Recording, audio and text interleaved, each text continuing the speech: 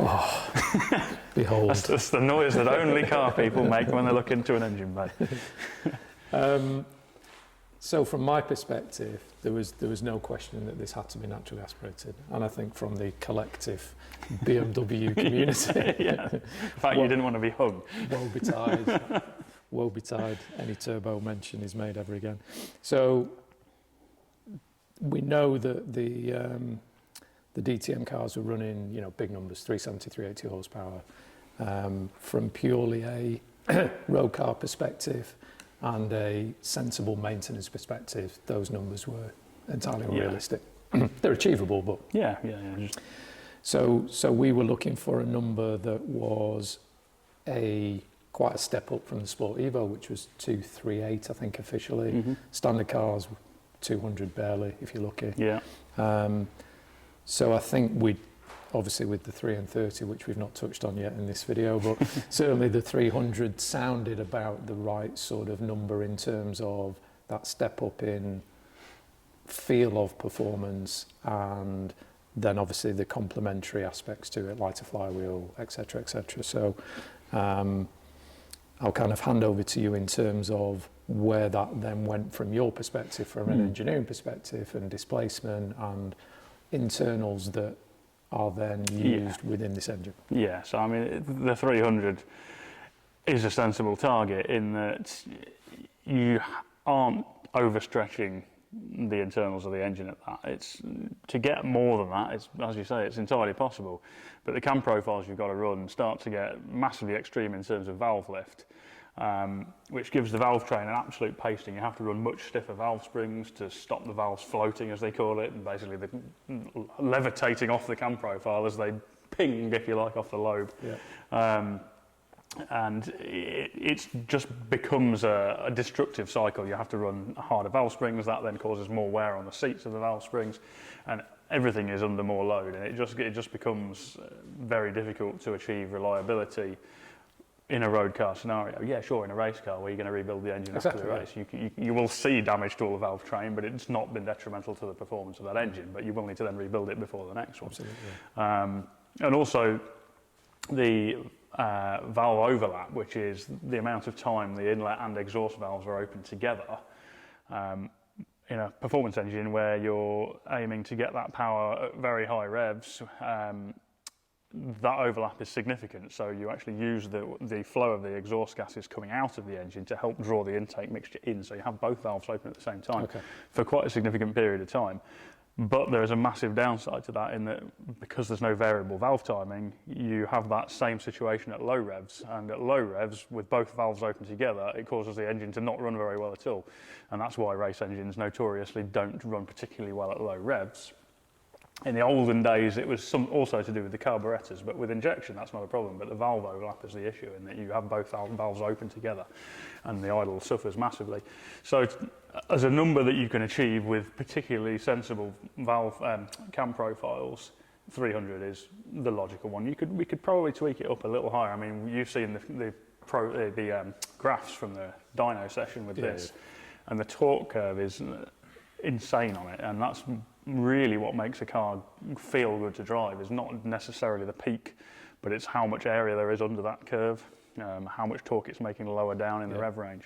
And the torque curve is still steeply on the way up at the red line, which was 8,000 revs in this case, which would suggest there's plenty more power to be made. It's just we're going to be revving it to significantly over 8,000-9,000 revs, and that's where you then start to run into those reliability issues. Because my recollection from my 2.3 15 years ago was that you had to work it pretty hard in order to make it feel like you were getting somewhere. So it was really past 3.5, almost 4,000 revs before you felt like you were making progress. And that kind of ties in with the cam profiles again. If we went more extreme on the valve overlap and the lift to get more peak numbers, the trade-off would be that low down torque curve. So it's a good, it's a great compromise, and there is to me, no sane petrol head would drive this car and have anything other than praise for that engine. It's just the noise of it is intoxicating. the way, you know, you don't have to wring its neck. Yes, it's great when you do. It's very rewarding when you do because it's still on the climbing and torque right to the red line. But you don't have to because you change gear and it drops it still onto quite a beefy chunk of the torque curve, even if you short shift it. If you watch Henry's video, he's short shifting it a lot of the time. He's not wringing its neck, but you hear him change gear and it's straight back on. You can just hear it dig in and go. Yeah. So, you know, it's a great engine. It helped a lot by the fact it's 2.5. As per the original Sport Evos, it's running the same bore size as the Sport Evo, so 2.5 or slightly over 2.5 capacity. It's running steel rods, which were UK made at Arrow down the road.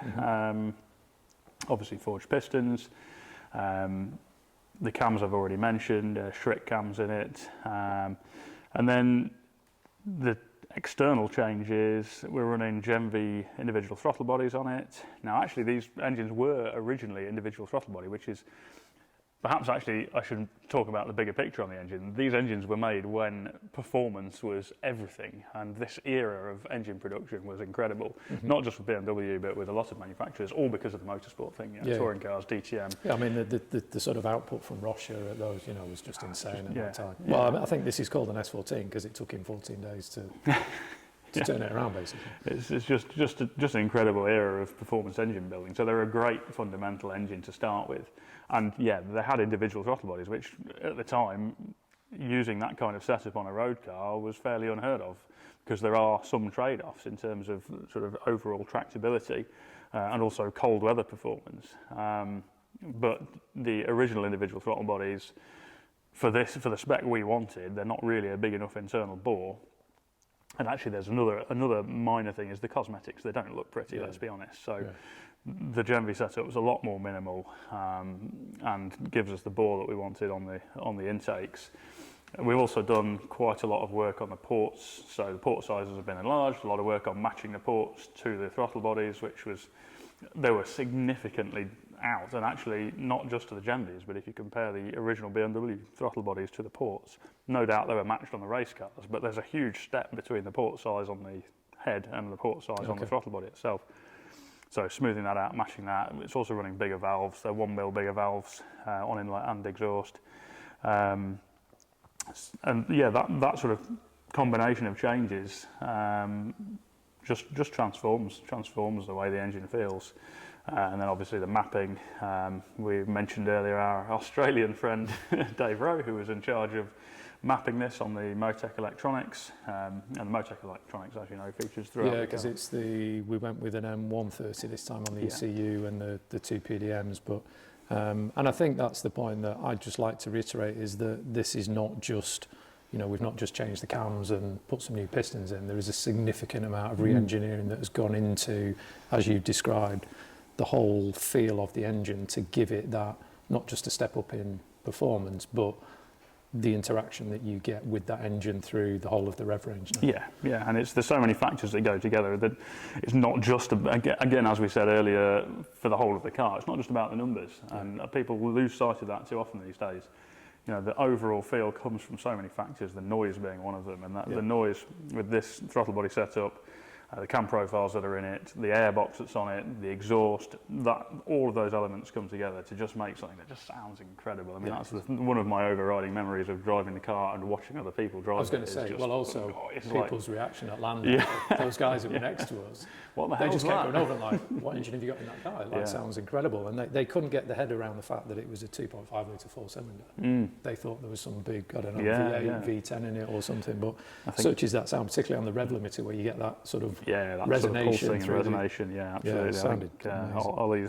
All these words are criminally underrated. Cylinders, naturally aspirated four cylinders, because these days to make any sort of power numbers and keep the emissions down, the only way you can really achieve that is through forced induction, and added complication, which is, you know, almost counterproductive. You know, when you've got performance and driver enjoyment in mind, you want to keep it simple and just focus on the things that enhance that driving experience. Because I mean, you and I just came out with a massive grin on our face. You touched on that. Definitely. Henry, Ollie, Ben at Goodwood, you know, everybody's just got out and gone, God, that's just amazing. You know, and for me, again, we can wax lyrical about all the lovely carbon fibre, and we can wax lyrical about this, that, and the other. But unless this delivers that instant gratification that we've seen everybody who's driven it express through a massive grin on their face and a big thumbs up, to me it's a pointless exercise. So unless this thing delivers day in, day out, and every time that you take it on some twisty stuff down a country road, unless you get out of it with a massive grin on your face, then I think you and I have failed miserably, exactly. Despite all the time and effort we've put into every other detail on the car. And then, for me, I was absolutely delighted again when you did the initial couple of sight and laps I got on it, and we both had exactly the same reaction, unprompted. And then Davey was sat in the passenger seat. He just had a massive grin on his face. He wasn't even driving it. And it's the combination we talked before about the feel of the controls. It's the combination of all those things, how precise the suspension and steering feels, how perfectly weighted all the controls feel, the noise of it, and it all just comes together to just be a wonderful thing to. But then interestingly, I think it was Ben who said it after he'd driven it, that in the cabin there isn't that sort of resonation. There isn't, yes, you get the sensation of the induction noise as you push it through the rev range, and you get a bit of the exhaust, but there's nothing that is boomy or there's nothing that's resonating in the cabin, which I was concerned about, bearing in mind the changes that we've made, and having the combination of that and the BTB exhaust system on it. But actually, that sort of ties back in with what we were saying at the start about it not being a racing car. And when you say you're doing, a lightweight version of a car, it's very easy for people to criticise and say, well, you could have shed more weight here, you could have shed more weight there. Well, one of the reasons it's quite refined is because there is a fair amount of sound deadening in it, which does add weight. There's no question about that. But this ties in with that CSL ethos of they're not creating a racing car. It's a bit like the Black Series Mercedes as well. Yeah, you could lose weight, we could put plastic windows in it, we could strip the sound deadening out, but then the experience suffers for exactly the reasons you've just said. You start to have unpleasant noises, it just becomes less of a nice place to be. So it's striking that balance where you feel enough of the road noise to feel in touch with what's going on around you, and you hear enough of that engine note for it to really intoxicate the senses, if you like, but you don't have the annoying drones and vibrations and things that make it tedious.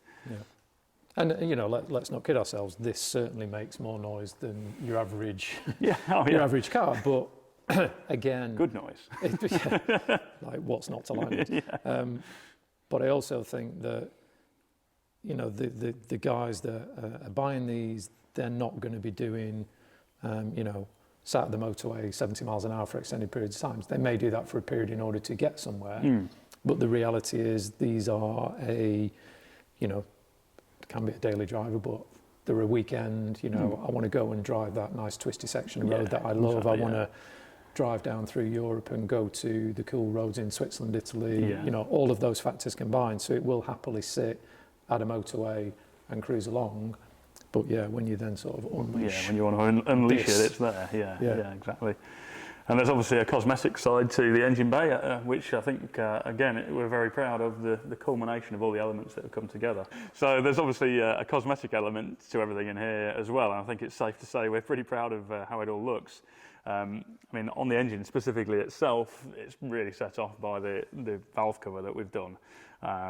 Now, you'll probably notice that it looks very minimal in that there's no wiring visible, and that's actually part of the detail of that valve cover, in that lower part of the cover removes, and that hides the wiring to the coil on plug units that we've used. Originally, these engines ran traditional spark plug leads around to a coil pack, so we've revised that so the coils are pencil coils on each plug. And then the billet aluminium theme of that carries on elsewhere. To be expanded on shortly. Yeah, we may have got slightly carried away with that, but yes. But with reason in most instances. There's probably a few bits we could have not done. But once you get into it, I was going to say the end result. I think I was adding up again yesterday, and I think we went from 2 parts, which was the bonnet latches here, to 70 individual parts. But we'll come on to that. Yeah, absolutely. I mean, in the engine bay itself, the real standout ones are the expansion tank, the brake fluid reservoir, power steering fluid reservoir, and in most instances here, there are parts of the shell modified to integrate these in nicely. So you know, the way they've been mounted. There are little crush tubes welded into the shell, and they actually bolt through from the back into threaded bosses that are machined into the structure of those tanks themselves. So you'll look around and see that there are no visible fasteners holding those in. It looks like they're just sat there, not mounted. Yep. But that's because we designed all that into the shell itself. The numbers thing we've briefly touched on. So let's go back to the numbers. That reminds me of the ribs on here, but you can perhaps fill in a little bit more on the numbers game. Okay, let's because there's been again some discussion around the numbers. So from my perspective, going back to my point earlier that you know, this is a Redux vehicle and therefore certain points to identify it. And to me, it was natural that I incorporated the fact that it's an M3 and it's an E30. So therefore, multiples of 3 and 30 seemed an obvious connection for me, without necessarily feeling like you needed to go over the top or have it on every single aspect of the vehicle. But the door handles, the 3 little dimples there, and that relates then to the gear knob, which we'll come into when we go into the interior. But in terms of the engine bay, BMW on their valve cover had 7 lines on it for some reason. I don't know why. So my logic was that this one would have 6 lines on it. And therefore we just replicated that on the 3 tanks that we created. Mm-hmm. So again, it wasn't anything more sinister, complex. You know, there wasn't. We weren't trying to overwhelm people with complexity. It just seemed natural that if we'd have done it on one aspect, then we'd just repeat that. When you've got a blank canvas, you're already designing these parts. Yeah. Why not have that sort of continuity running throughout? Yeah. So within the engine bay, there's nice continuity that the 3 tanks and the valve cover have complementary 6 lines on top. That was it. And then we go back to the carbon, which actually led us to the engine bay in the first place. Underside of the bonnet, exposed weave. Which I think looks pretty spectacular, and you know, fair play to KS Composites, they've done an incredible job. And it's one of those things that every time you open it, you always get And then also the fact we've got the chevron weave down the middle, which I think looks, again, without being OTT, just looks right, just looks really, really nice. And then, as you say, the kind of satin lacquer on it, which then matches up with other aspects of the car. And again, for me, I much prefer satin lacquer on carbon. I think it just has just a much nicer look. You know, I'm not a fan of gloss carbon. It's a bit less in your face. And one thing I've noticed when we've been showing people the car is that they'll open the bonnet and be, wow, look at that. And then it tends to be like a few seconds later, they're like, oh my God, look at this. Which is great, and it's not in your face. And I hope we've achieved that throughout the whole car. And a lot of people initially say, wow, that looks like a really clean BMW. And then it takes time to absorb all the little details. And speaking of details, we've already talked about billet. So here's another example. The other part of the bonnet latch, so these are all our own design parts, machined, including the roller itself, machined in acetyl. The receivers, as you've mentioned, all the tanks, as I mentioned a minute ago, and the caps for those are also machined from aluminium billet. Everything black anodised, and then the logos lasered in top. Details through to things like the steering wheel logo on the power steering tank, which is actually a representation of the steering wheel that's used in the car. I'm trying to think what other machine parts there are under here. So we've got on the front of the engine, got the blanket pulleys, blanket caps, and then that sort of billet machined part obsession then spilled over into the interior, and where I think it's safe to say we all got a bit carried away. There was an element of that, but again, for me, just ties it all in really nicely. The one last thing I would just say about the engine bay is you will notice that there is a different colour in the engine bay, which is the Sophisto Grau, which the first car was painted in. So that's a BMW paint code, and again ties in with the Redux colours of the charcoal grey, the blue, and the white.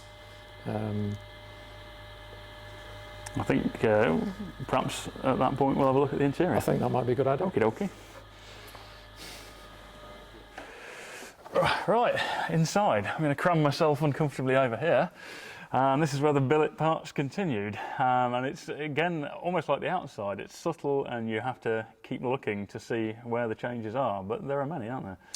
There are plenty, yeah. For me, it was, again, continuing that theme of tidying things up, tightening things up, so therefore which aspects of the interior could go through that process. And for me, now that we've got the Motec hardware, upgraded electronics, when you look at the dash, traditionally you have a row of lights along the bottom here with that sort of service bar in the middle, which became obsolete.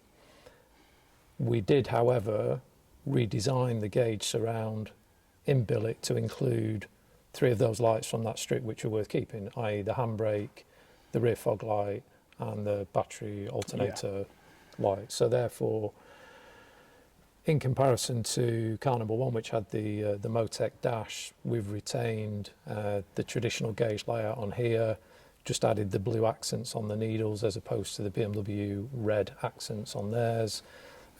Rearranged so you've got the 3 lights down here, and therefore deleted this whole section here, which makes the gauges much cleaner. And then once we'd gone through that process, it was then a continuation, similar to what we described earlier, continuing that theme of, right, now that we've done that, we should therefore continue. If we've created that in billet, like, why would we stop there?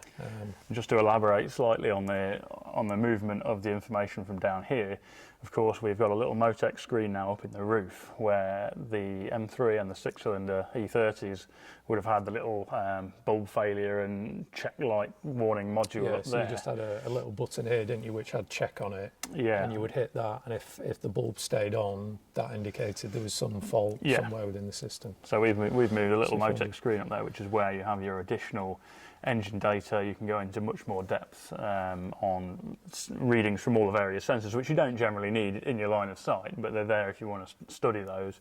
And that's also where we've moved some of the warning parts from the dash here. So, for instance, that's the low brake fluid warning is now up on that screen. It's not in your line of sight, but you can't really miss it because the entire screen goes with a red bar that flashes and says low brake fluid. Same for the oil pressure. Handbrake, when the handbrake's on. Yeah, the handbrake's on. That's also duplicated down there. But there's a lot of additional data up there, which was one of the things that allowed us to clean up the main instrument panel here.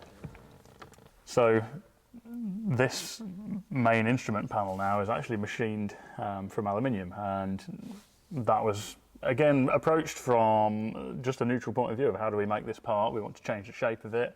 How should we go about that and do it in a way that can give us a really high quality finish? And actually, if you're not into the mass production that allows injection molded parts, your choices are more limited, and in search of trying to get a quality feel to everything, it made sense to machine that in aluminium. So that main instrument cluster is actually machined from a single billet of aluminium, and the same then goes for all sorts of other parts, fascia panels in the car. And it's more relevant that they're aluminium on those parts because they're actually things you touch and feel. And I remember seeing a comment somewhere about them not contributing to the driving experience, which couldn't be further from the truth, because anything you touch and feel, the way you perceive the feel of that item is completely integral with the driving experience. Yeah, and for me that was continuing from where we touched on earlier in terms of the 3 dimples on the outer door handle. So as you approach the car, there is that very subtle look, different look to it. So you get that sensation when you billet part, lift the handle. That was really then the sort of continuation of this dimple theme on the gear knob, which is not a Mark 1 Golf. Which is not, can we just reiterate? It's definitely not a Mark 1 Golf knob.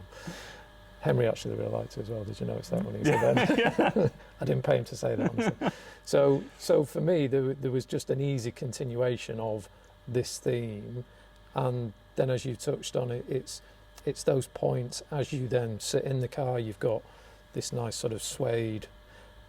The stalks, they're now billet, so again they've got quite a different feel. The nice weight as you move the wipers or the indicators, or and then that continuation down to the headlight knob here, which is billet, so therefore this whole part's around here, this piece around the steering wheel, and then into probably the most significant change visually, which is this centerpiece here. And again, very simple logic to that was by virtue of the fact that we're running the Motec, which then leads from that screen into this keypad down here. We could remove switches that were now not necessary to clutter up, and again, by virtue of redesigning that into this very simple panel where the head unit still slots in, again, this is designed to sit on that surface. It's got the bezeled edges on it, etc. And therefore down here we've now got the hazard warning light, the rear screen demister. So traditionally you would have the buttons along this top surface here. I think there was also like an audio pan function, and then you would have either the computer or the clock. Therefore the head unit was over to one side. So again, from a driver's perspective, the head unit is now in your line of vision as opposed to canted off to one side. It's got a clock on there, so we no longer need the clock here. The trip computer is now obsolete because technology has far exceeded that. And then, as you say, we've got the control functions for the screen here, so you can switch between screens. Yeah, everything that you need. The fan, if you want to keep the fan in the engine bay running. Yeah. So essentially the things that you don't need to be to hand every day. Yeah, and then when you finish, you just close that lid, and that again is a continuation of the design of traditionally you would have had an ashtray along the bottom, which frankly, how many people smoke in cars now? So, but again, it was maintaining that design look of the ashtray lid into something that was a really, Adam I know was very proud of this. Yeah, definitely, yeah. And then again, my logic was this section above it, which, you know, that is designed for, guess what, everybody wants their phone in. So that fits in a phone. And then if you want to connect into the head unit, so this is the Blaupunkt SQR46 DAB. So again, it's a retro looking head unit, but instead of a cassette, it has... It's bang on the era, because the Bremen head unit that it was based on was basically this exact era. In fact, I'm not sure if it was an option on these, but it was certainly of the same era. And if you were after the best aftermarket head unit at this time, it would have been the original version of that. So again, continuing on that theme of, let's assume that this car was somewhere between 93 and 95, then that is the head unit or the style of head unit that would have been in it. But again, we've now got the benefit of SD card, USB, so you can connect your phone into there. And again, for me, this unit down here now is just much tidier than having that sort of shelf at the back that would have traditionally been there. In addition, we've got the option whether you want a start button or use the key, either or. And then those features continue further back. So we've got a nice little tray here in billet, and then behind it, traditionally where the ashtray would have been, again, who smokes in the back of a car?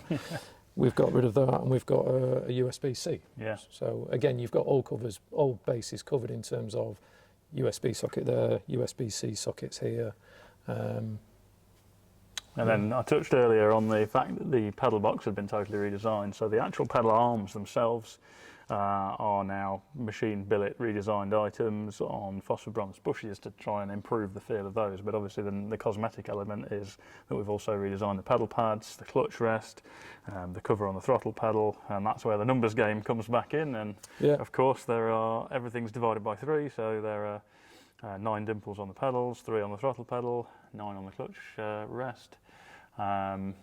And then, of course, there is a detail on the seats, which caused us much debate and conversation to get perfected. But I'm really pleased with how this came out. So this, again, the original conversation that Callum and I had was the continuation of the Sportivo rain cloth pattern. So we wanted to maintain that look of that cloth, but I wanted to incorporate the logo because, again, going back to the point earlier, the concept with the logo was that it wasn't obviously a sort of car manufacturer logo. It had the ability to be used in different aspects, like I've got it on my cap, and therefore to be shrunk down to this size. And therefore each of the logos has 30 perforations, which denotes the 30 cars, and it's in rows of 3, blocks of 9. So yeah, the little story about that was the guy that we sent it to. I think there was only one company that claim that they were able to do this, because we'd looked at lasering. We did. But again, lots of tests on lasering to try and, which actually was very useful to look at the layouts and try and perfect the layouts. But we deduce that lasering the holes actually left a bit of a smell. It smelt slightly like burnt leather. We were worried about Well, that's that. exactly what. So we went through that process, and then we ended up with this sort of machining process. And in the initial test phase of that, I got an email from the guy saying, I've got to upgrade all my software because you've now crashed it because there's so many perforations per panel, etc., etc. So, but I'm really happy with the outcome. It's in keeping with the other little features in the car. It's very subtle. You need to be quite close to see it, but it just gives a nice little texture and feel to what is a lovely Napa leather. Of course, the seats themselves are, I think they're Recaro SRs. Somebody's bound to be wrong on that. SRDs, okay, and they would be or the SR3s. original. They're the original equipment in the Sport Evo, but of course we've done billet as well, so the harness slots are machined from aluminium, as are the release levers and bezels, essentially touch points again, or item. I mean, the harness bezels was actually a durability thing. The original ones were plastic with a flocked finish, and the flock clearly wears off when they get worn, so that was straight out the window, and then it was a case of, well, we could do them in plastic, but it would be nice to be slightly higher quality material, so they're aluminium, and as with all of the aluminium parts, they've been vapor blasted and black anodized, which actually gives them appearance visually not that dissimilar to plastic, but it's the feel that really sets them apart. Yeah, and for me that sort of the finish, and then we've also actually, which most people don't see, is the so instead of on the limited edition cars where they have the plaque in this area down here, we've actually machined it into, so this has got 002030 on here, and then again also Redux in here. But I mean, I absolutely love that about the dash, because there are a lot of limited edition cars out there, but how many of them can you say where the dash components themselves are actually unique to that car? And I think at this point it's appropriate to mention Darren at Alitech. Yeah, definitely. And how many years we've put from his life through the stress of trying to machine all these parts. And it should really be stressed that it was only him, I think, well, certainly other companies that we sent proposals out to, they just turned them down flat straight away. So I would again like to tip my hat to Darren for his skill and his craftsmanship and his patience and his endeavour to get all these parts, because we were actually, there were some parts that were very, very late arriving. So much so that they actually missed the first shoot. And that wasn't anybody's particular fault. It was just the number of parts that we'd had done. We actually had a fault on the bezel, I think, which was one of the only. Bearing in mind how many parts have been created, that was one of the very few parts that succumbed to a fault, which we then had to have remade. So, but the overall quality, the fitment, everything has been absolutely first rate. I mean, we were frankly astonished that all the dash components just fitted in perfectly first time. Yes, we'd had them. So I mean, again, just to expand on the process, Alistair scanned all the original plastic parts. They then have to be, the scan data has to be processed. You then go into CAD, so any manipulation or changes, like all this section here obviously was a redesign in CAD. Then he would 3D print it to test it. Then we'd check the fitment of the 3D printed parts, make any adjustments. And even between those two, there's the changes from the CAD model to actually make it a machinable part in aluminium, because the level of detail and often unnecessary detail on the plastic injection molded parts, it means that they would be impossible to machine. So there's quite a lot of work in going from the surface model CAD data over to actually changing it so it could be, the visual parts look the same, but the B surface is actually redesigned so that it is possible to machine that from aluminium. That's right. I remember there's a lot of discussion about the radius depths and then which drill bit he was going to use to machine that, etc., etc. So again, for what looks like a very simple layout, there is a huge amount of work that goes on behind the scenes in order to create a finish that the ultimate aim was to create something that looks factory. And again, if they had continued down that line, and again, given the modern electronics that we have where you can delete a lot of those almost analog parts, then again, it's something that is subjective. We were very happy with the outcome of what it looks like, and the people that have seen the car have all said the same thing. Yeah. You know, well, most people don't notice initially, which is the whole point. Yeah. And then when you explain to them, they're like, "Oh right, yeah, Yeah. God, it's amazing." So, so all this section here, even down to the fan speed dial, the temperature dial, and these 3 sliders, they're all billet as well. So, the tweeters as well, the tweeter housing for the Audison tweeters. Yeah, you just keep remembering bits. I mean, the rear shelf, we totally redesigned that. Yeah. And it's also worth mentioning that even all the interior panels, so the door cards, the rear quarter cards, the panels that make up all of the headlining parts, we've also moulded, or KS Composites have moulded the original ones of those, and these are also reproduced. Can be done in fiberglass or carbon, dependent on customer's choice. But this is all in the endeavour to make sure that we've got a continued supply of good, you know, undamaged interior trim parts. Yeah, because let's not forget these are like a compressed cardboard, aren't they? Essentially, yeah. So the reality is, after 30, 35 years sat in a car, as soon as you take them out, the quality of them just diminishes rapidly. And that includes the parcel shelf as well. So they're new mouldings. We've then incorporated the speakers in a slightly more attractive fashion than the original, and then the air vent below the rear screen is another billet part, or 3 billet parts actually. Yeah, because we actually combined what was 4 parts, wasn't it? And then the centre was 1 single part with the logo. So I'm delighted with how the interior looks. It has that immediate factory look to it. I think the way that all this area has been tidied up after very little time just kind of, again, feels right. You know, there's nothing that,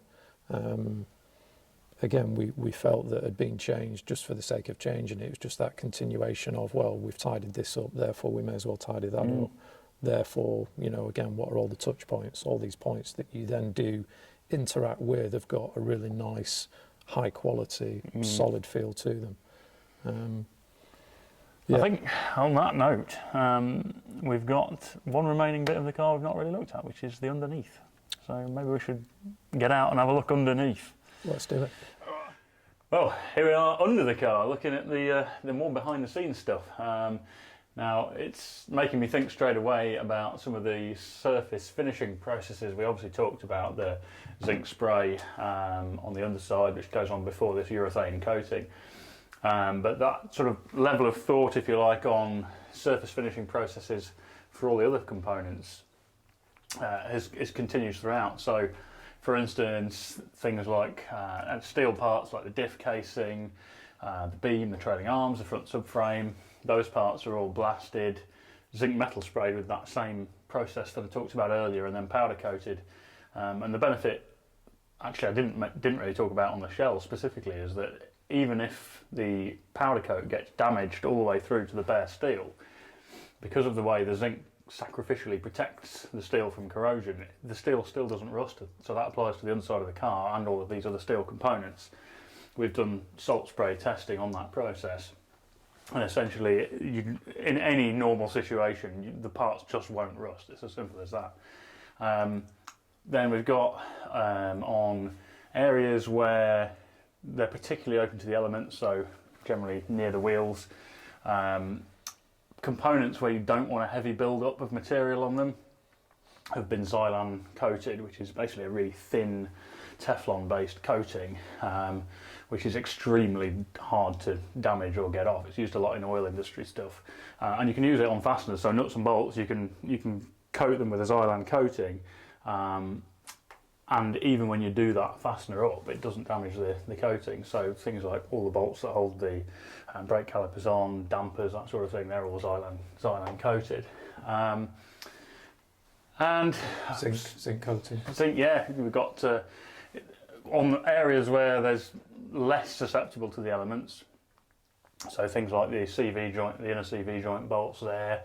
Bits like on the bell housing, etc., where they're not getting direct road spray, they're all blasted and zinc passivate plated, which is essentially what they would have originally been on the original car.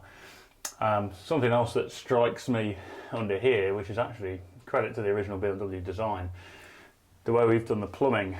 Quite often when you reapproach a car build, You find you have to redesign things like plumbing systems completely because they've been done so badly to start with. But actually BMW designed it really well, so we've used the original fastening systems on the pipes. They're new pipes. These are all from a British supplier called ATEC. But the actual way they're mounted in the car is largely factory. The fuel system components at the end is where we upgraded where they would have originally been just rubber clip-on pipes. All of that is now changed to threaded fittings, so it's all air-equipped style fittings threaded onto the fuel pump. The fuel system has been modified, so it's all threaded fittings throughout on the tank and on the pump. And then the obvious thing that's sitting directly above me, the exhaust. Now that's made by BTB in the UK, using the original ProDrive Group A jigs. They do an incredible job of that, although there are some options on that, which I think you've been discussing recently. Yeah, so I've had quite a few inquiries through from the next batch of cars whereby I offered a Inconel and titanium system. So it would be Inconel manifold, the 2 down to 1 piece here, and then the back section would be titanium. So that's a pretty significant weight saving. Yeah, I was going to say Joe from BTB estimated at least 8 kilos in weight saving. So again, we'll touch on the sort of additional customization, personalization, and options at the end. But yeah, that's certainly becoming something that majority of people are asking for now from the next guys that are buying the cars. So what was quite interesting on this is that even though it's a Group A, essentially motorsport system at heart, with the 2 boxes, it's actually not obtrusive at all. This is one of those things where we thought, well, we'll try this system and see what it sounds like, expecting to have to make revisions, and actually it's got exactly the tone that we were really after and doesn't intrude into the cockpit at all. That's what we're saying. You've got that nice combination of the sort of induction noise sensation and then the nice kind of rasp of just kind of throaty enough without being overbearing or resonating too much. Yeah, absolutely. And also it's coloured up really nicely, so you've got this really nice sort of bronze, almost like titanium goes. We get that, you can see it here on the manifold, that kind of bluish. Yeah. And it's funny, we were talking about surface coatings, and we actually originally were going to do bronze Cerakote on the manifold, which we have done on the pulleys on the engine, which you probably saw earlier. But then after the dyno run on the engine, we looked at the manifold and it looks stunning as it is. Yeah, because those original pictures we took here, you can then, because it's got the manifold on there, you can see how much it coloured up just from the dyno runs. I mean, while I'm under here, something that's catching my eye also is the wheels and tyres, which we didn't talk about earlier, but that's obviously, you've had a relationship with Chinel for a while, I believe. Yeah, so I'd had discussions on and off with BBS Motorsport. So as we discussed earlier, the final edition race cars which were running this design of BBS Motorsport, which were a centre-lock magnesium wheel, 18x9, they discontinued that, and then recently they reintroduced it, but as a forged aluminium centre-lock, same design. So they offered it in a 5x120. And then my preference was to have this redesign whereby it had the flat face. So Chinel were very easy to deal with. BBS Motorsport were good, but I wasn't making much progress because they were saying, look, this is the design we've got, and kind of that's it, which is fair enough. Chinel were happy to accommodate, and I said, all I really want is a flat face instead of the sort of slightly concave, convex. And they just kind of went away and came back a couple of days later and said, like that, and I was like, yeah, fantastic. Yeah, I remember you showing me the first images. That's basically it, straight up. Yeah. And actually that makes quite a significant difference to the look of the wheel, because you lost some of the diameter on the original design with that sort of curvature. Yeah. Much like we said on the side sill, that radius just to your eye makes it look different. It's difficult to describe exactly what it is. Yeah, it's all about contrast. Visually, it's amazing what things trick the eye into creating that effect. And for me, the BBS LM wheel is one of the nicest design wheels ever, and just suits everything. And therefore, for me, this is and if you look at the original wheel design, this is the same type of design, but just with fewer spokes. It's got 12 spokes, obviously multiples of 3 by coincidence. I was going to say, when you told them to redesign it. That was it. So for me, the the kind of wheel sizes that we talked about, 18x9s on the rear, 18x8s on the front, even the offsets, we got into multiples of 3, if you remember that conversation. But they just happened to be the right offsets that we wanted. And therefore shod here with Michelin Pilot Sport 4 tyres. And again, really nice relationship. So Michelin, unbeknownst to me, have a little kind of bespoke department that deal with low volume manufacturers like Gordon Murray. Koenigsegg I was actually introduced by Tariq out in Dubai to Peter at Michelin Motorsport. So they're very willing to accommodate, you know, small volumes of tyres, and then also they can source particular spec tyres that you want in terms of certain sizes that would be more preferable that you can't necessarily get mainstream, etc. So that's worked really well. So for me, this wheel and tyre combination, everybody has commented how good the wheels look, which was an important aesthetic part of it, but also that continuity of the sort of look and feel of the race car, but just usable and road car specs. So yeah, very happy with how they came out. I think we've already touched on the kind of AP setup, which again works really well. So yeah, maybe I guess the only other point was the continuation from your perspective of the sort of ride quality, the handling, and then additional parts that we've added in, like these anti-roll bars on the front and rear. Yeah, I mean that's again something where we've landed on our feet really from the testing point of view. We went with these anti-roll bars, which I can't remember what they are. H&R. H&R, that sounds about right. Yeah. So they were just an obvious choice of off-the-shelf part, which is always worth trying first. You know, we were quite willing to develop, bespoke parts for it, but there is no point if it's reinventing the wheel for no reason. And actually, these first time out of the box were absolutely spot on. So there is a degree of body roll. I feel the right amount for a road car. You know, the camber we've now got set up on it works perfectly with the amount of body roll there is. And it's as per the Bilstein damper and spring setup, it's one where you hoped it would feel like this, and it feels exactly as you hoped it would. And then you touched earlier on the bump spaces, which you can just see at the front there. Just at the back here, there. Something else that's sort of crossed my mind while we're under here is the wiring, which we've touched previously about the fact it's all running Motec PDMs. Now, for those who perhaps don't know what one of those is, it's basically an ECU that controls all the electrical systems on the car. So it has inputs from all the switchgear and outputs to all the electrical components, and basically manages all the electrical systems. There are no fuses and relays as such. The PDM trips things out when they exceed a threshold that's set, and essentially manages all of the electronics. Now this car, there's quite a lot of electrics on it, so it's actually running two. It's running two 30-channel Motec PDMs. One's mounted near the front, one's mounted near the back. And then the big task really was then working out how the car was going to be wired. Now that's where we, to some extent, handed over to Max at Bremax, who designed and built the actual looms. But the lead up to that really is working out where everything electrical in the car is going to be and how everything is going to work together, so that you can then hand over as much information as possible to... I was going to say, because you did all the groundwork on that, didn't you, in terms of the layout and... That's right, and it's trying to avoid any stumbling blocks later down the line where you think, oh, it would have been nice if such and such a thing would have been able to control such and such a thing. So, as an example, for instance, we talked earlier about the fact we deleted the boot push release. It's now just a push button. So thinking through how that's going to work, and we don't want it to be active all the time, otherwise somebody will just be able to walk up and open the boot. So we need to tie in something that makes it active only when the central locking's open, and then do you want it active when you're driving along, or should we make it inactive so somebody can't come and press the boot release? So making sure that all the physical connections are there to then allow you to program those functions into the PDM later. And that actually applies to a surprising number of features on the car. So for instance, the start button's another one. The illumination on that start button and the functionality to use it comes on when you've unlocked the car, and then it goes off when the engine's running.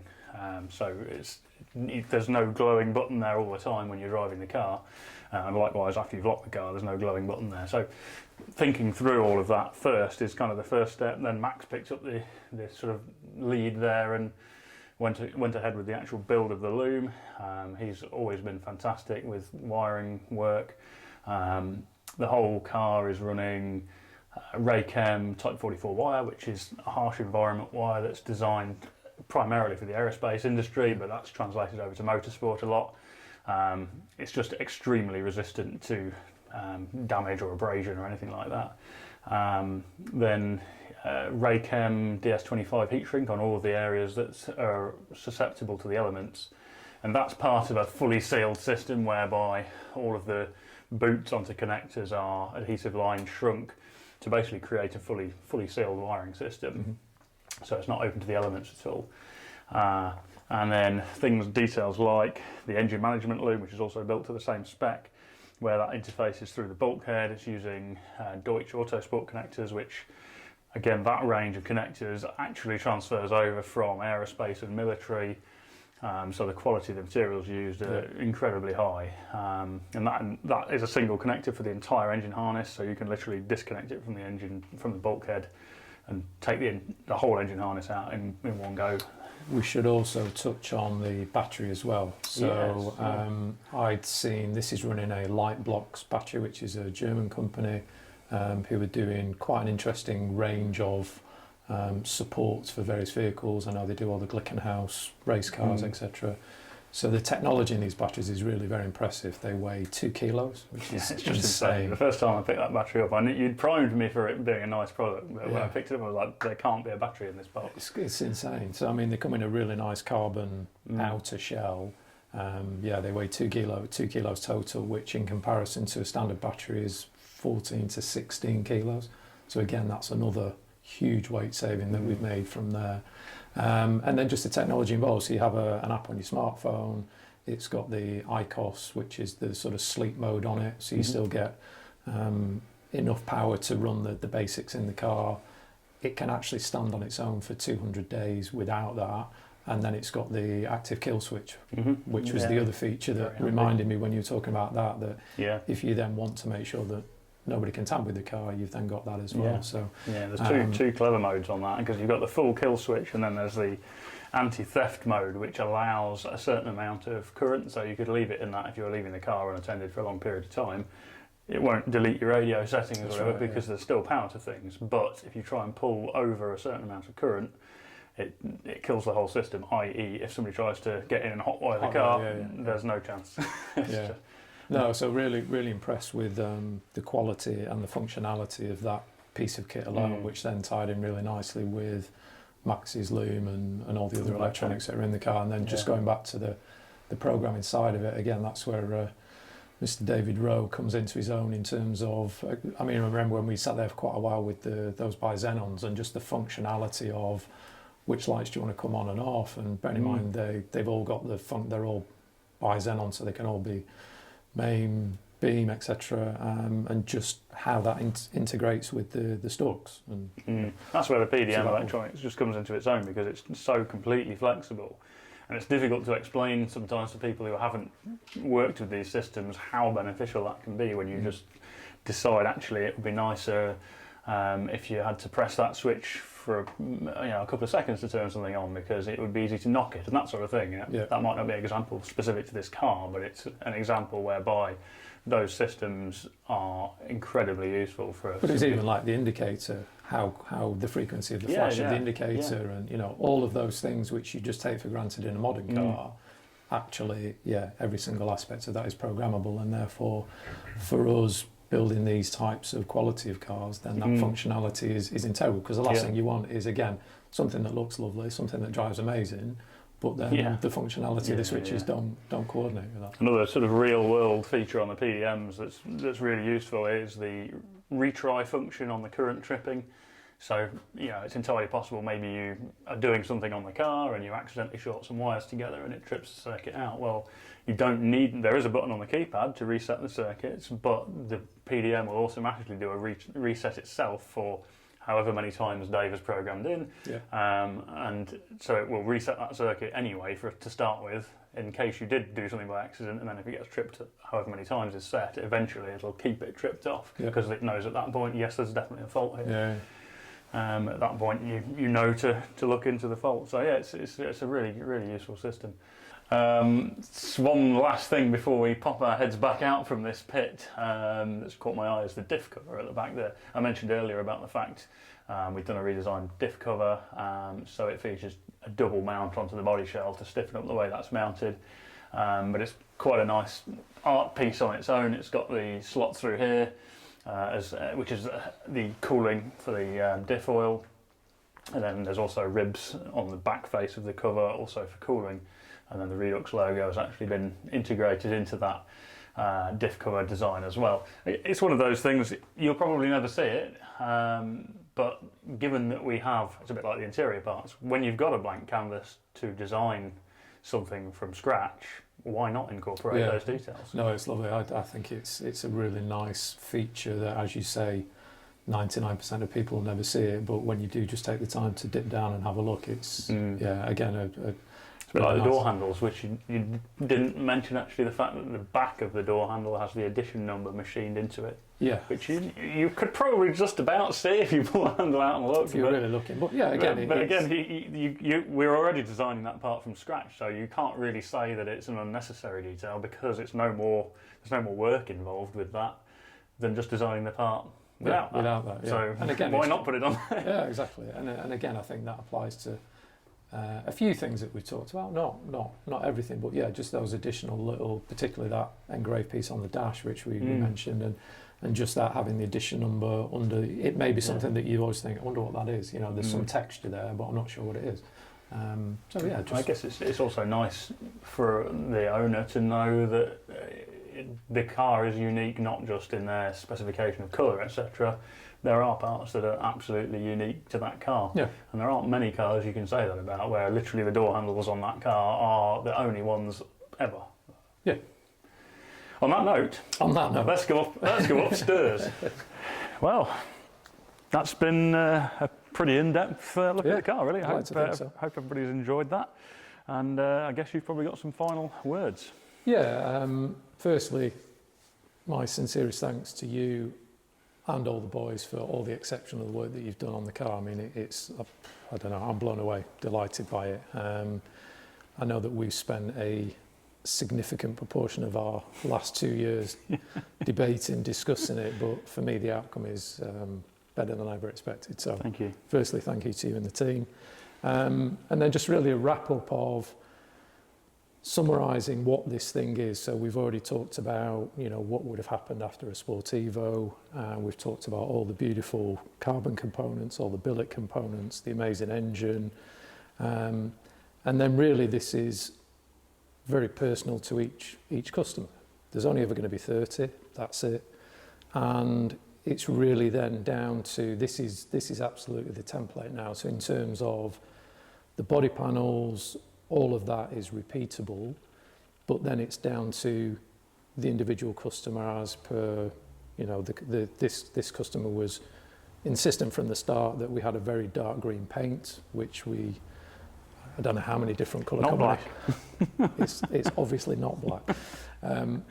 How many different greens that you and I mean, we went through the entire BMW range. We went through multiple other manufacturers. We did like blind tests, and then this was something that we sort of happened upon very close to it being painted. Yeah. And I think the result is phenomenal. I mean, it's such an amazing colour and the different shades that you get. So from that perspective, he was insistent that it was dark green and the chocolate brown leather, and I think that as a combination is stunning. But then each client to his own. I'm already having a discussion with another client who wants a much more vivid interior. This one is obviously very subtle. So really, from my perspective, the initial conversation, which we've already had with client number 3, is that's the kind of initial guide point for us, isn't it? You know, once we've got an idea of the general colour, and it doesn't have to be a specific paint code, but you know, whether you want black or whether you want white or whether you want... it starts with the gist. Yeah, exactly that. And then that allows us to start looking at, okay, well, what interior fabrics do you want? Do you want Napa leather? Do you want Alcantara? Do you want a specific cloth that is made specially for the car? Really, then the personalisation checklist is as long as you want it to be.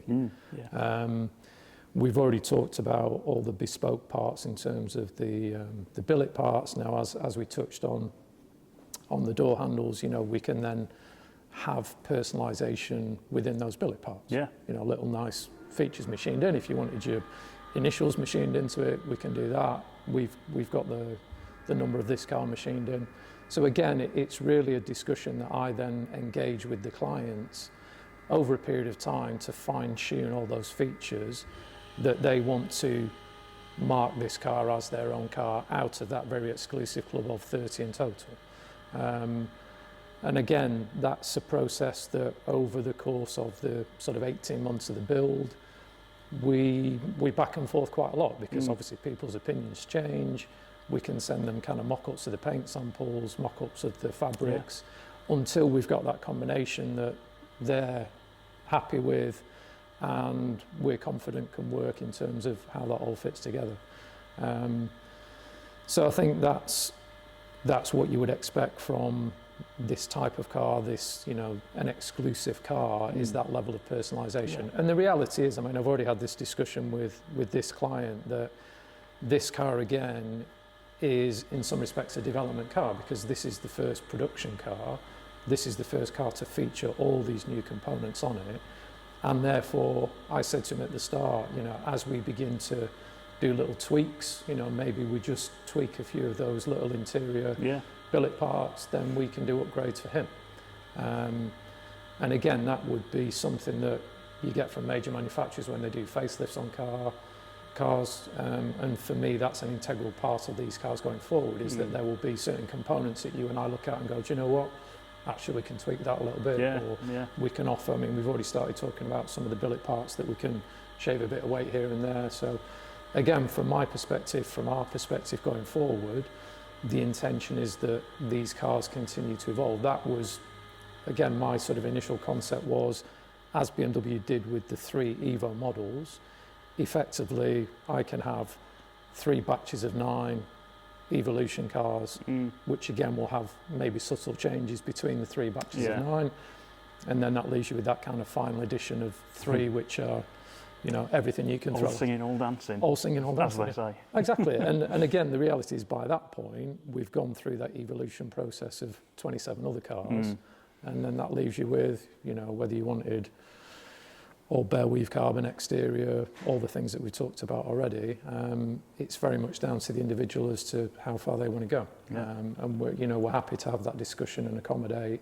But I think from my perspective, this combination works beautifully. I think the way that all these parts have been incorporated into the build and the way in which they work as individual parts and then collectively, I'm absolutely delighted with. So we're incredibly proud of it as well.